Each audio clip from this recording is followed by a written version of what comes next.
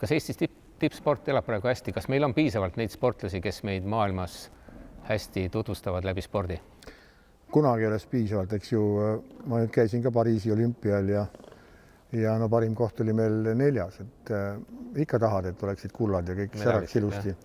Aga siis peab endal nagu aru andma ka, et ega kui vaadata läbi ajaloo, meil on ikkagi läinud ju väga hästi, kui me vaatame neid medaleid tiitlivõistlustel ja olümpiamängudel.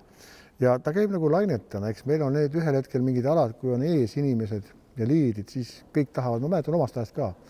Kui oli mingisugune võistlus või vaatasid televiisorit, siis tahad ise kohe suusatama minna ja see nagu loob sellise meeleolu, et ta käibki üles alla, mõni ala tuleb jälle, siis ta kaob ja siis tuleb mingi muu ala.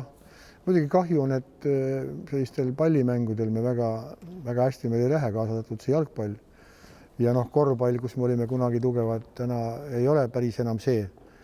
Aga loodame, et ajad lähevad jälle paremaks. Eks sportmängude üleval hoidmine ongi tunduvalt kallim, kui võib-olla üksikaladel läbi lüüa ja eriti veel olümpiale saada. Et kui nüüd Pariisis oli ka jutuks, et järsku see rannavõrkpalli ei saa, et seal on 2 inimest ainult ja et rääkisin ka võrkpalliliidu presidendi Pevkuriga sellest, et võiks ikka nüüd raha eraldada, et pingutada natukene, sest inimesed pidid olemas olema. Seda tiimi on lihtsam viia kohale kui tervet võrkpalli võistkonda või naiskonda. Eks Eesti on ju väike, see tiimi kokkusaamine või need võistkonna aladel nagu läbilöömine on tänu ka sellele valikule tunduvalt raskem, kuna Eestis ongi. No nii ta on, aga eks meie võib-olla šansid ongi nii ka paljudel muudel aladel, et meil on üksikud talendid ja andekad ja eks nad siis võistlevadki raja taga.